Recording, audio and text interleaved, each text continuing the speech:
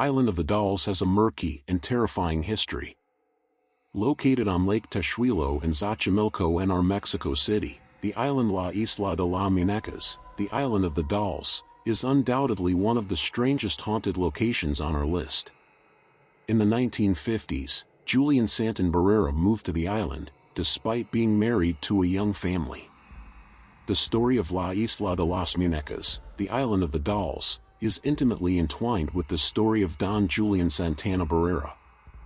A native of Xochimilco, a borough of Mexico City, Don Julian left his wife and family sometime in the mid-20th century to sequester himself on an island on Teshuilo Lake.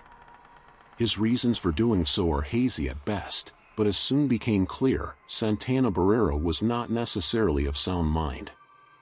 Not long after relocating, he made a chilling discovery on the shores of his island: the body of a young girl, drowned in the lake. A doll came floating down the canals shortly afterward, changing the course of Santana Barrera's life and the shape of the island for years to come. Julian was unaware of the area's dark history when he moved there to become a hermit. Legend says 3 young girls were playing near the water in the 1920s when one of the girls fell in and drowned in the murky waters. Locals believed that the young girl's spirit had been unable to leave the island ever since her death. It soon grew quite a reputation as a haunted place, and locals wouldn't go near it at night for fear of what they may see. Julian claimed that a little girl began speaking to him as soon as he moved on the island. The girl told Julian how she had died and was trapped on the island.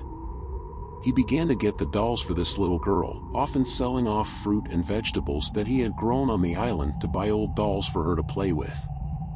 Julian later told his nephew that it was becoming more difficult to appease the young girl's thirst for these dolls, with him seemingly worried that she wanted him to join her in her watery grave. In 2001, Don Julian Santana Barrera passed away. His body was discovered, you guessed it, drowned in the canal, in the exact place he always said he'd seen the little girl had drowned 70 years before. Today, tourists to the island often speak of the doll's eyes following them.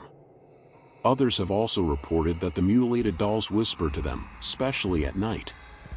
Julian's ghost is also said to remain on the island, as well as the young girls. If you like the videos and the stories, please subscribe and like my channel.